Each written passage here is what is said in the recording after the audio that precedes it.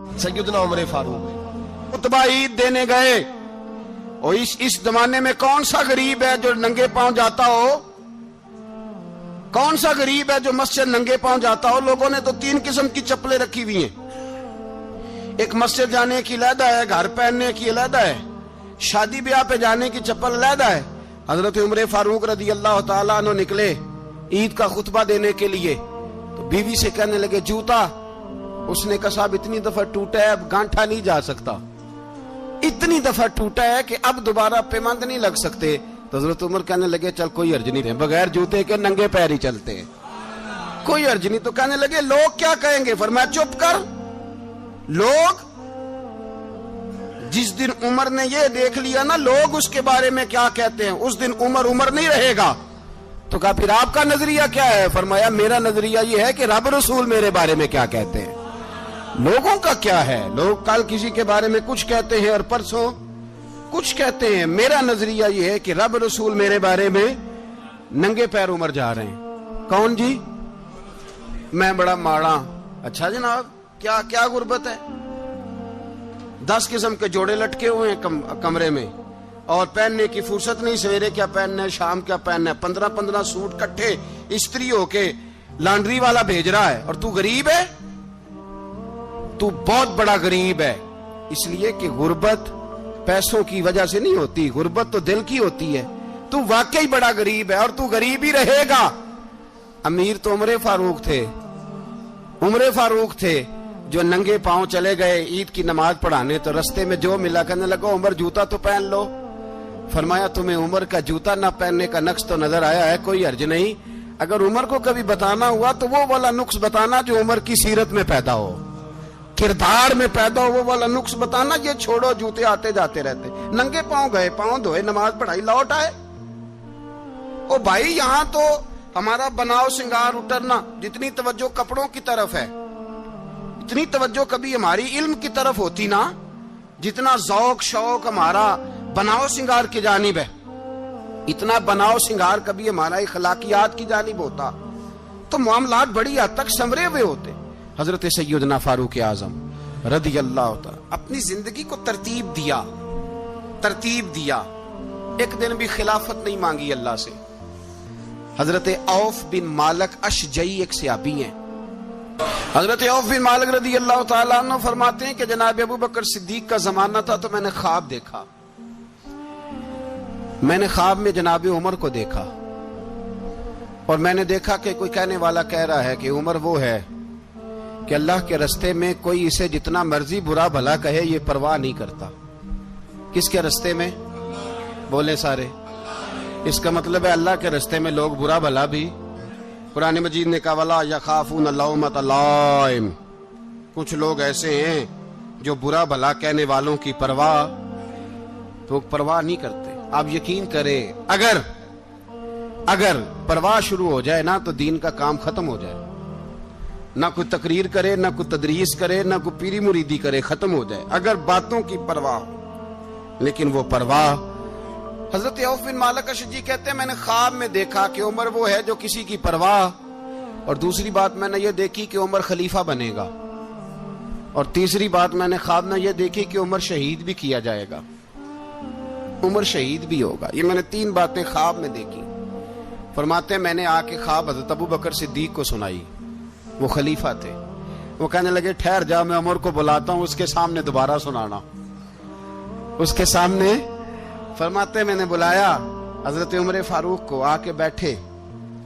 ख्वाब शुरू हुआ। का एक बात तो मैंने ये देखी कि आप मलामत करने वाले की परवाह नहीं करते। दूसरा आप खलीफा बनेंगे। जनाब उमर कहने लगे चुप कर, अबू बकर के सामने ही कह रहा है, चुप कर, खलीफा के सामने ही कह रहा है। तो अबू बकर सिद्दीक कहने लगे उमर इसे कहने दो, मुझे लगता है रब की रजा यही है कि मेरे बाद अगर मुस्तफा का मिंबर मिले तो उमर को मिले, इसे कहने दो।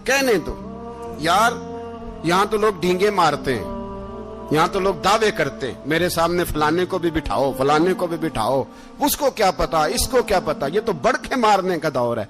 हजरत उमर रदी अल्लाह ताला अन्हु को तीसरी बात कही। हजरत औफ बिन मालिक ने कहा आप शहीद किए जाएंगे, मैंने ख्वाब देखी है। नेक लोगों के ख्वाब बड़ी हद तक सच्चे होते हैं। کہا میں نے خواب دیکھی ہے. تو حضرت عمر کہنے لگے شہید تو دلیر لوگ ہوتے ہیں, شہید تو دلیر, جسے سارا زمانہ دلیر کہہ رہا ہے وہ اپنے بارے میں کیا کہہ رہے ہیں؟ کہتے ہیں شہید تو دلیر, میں تو کاہل سا آدمی ہوں, سست آدمی ہوں, میں تو اتنا کام ہی نہیں کرتا, تو یہ خواب تو نے جو ٹھیک ہے دیکھا ہے نا پھر سے دیکھنا. تو ابو بکر صدیق فرمانے لگے عاجزی نہ کر, انکساری نہ کر, تو جو کہہ رہا ہے ٹھیک کہہ رہا ہے, لیکن مجھے سن کے شکر بھی ہوا ہے اور افسوس بھی ہوا ہے. افسوس اس بات کا کہ تیرے جیسا بطل عظیم چلا جائے گا, اور شکر اس بات کا کہ رب تجھے زندگی بھی اعزاز والی دے گا, اور شہادت کی موت دے کے اللہ تجھے موت بھی عزت والی عطا فرمائے گا. اللہ موت بھی تجھے عزت والی دے گا, تجھے کاہلوں جیسی موت اللہ.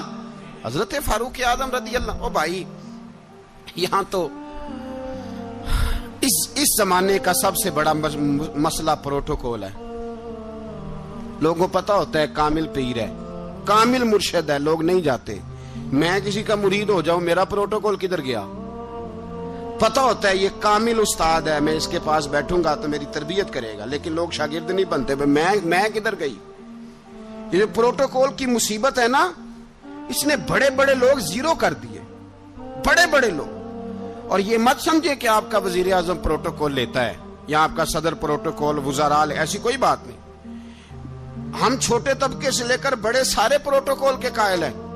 ہمارا تو داماد بھی کہتا ہے کہ مجھے پوچھا نہیں میں تمہارے گھر کیوں آؤں. ہمارا تو بھائی ہر شخص اعلان کرتا ہے پروٹوکول کا, فلانے نے عزت نہیں دی تو واپس آ جاؤ, فلانے نے سلوٹ نہیں کیا تو واپس آ جاؤ.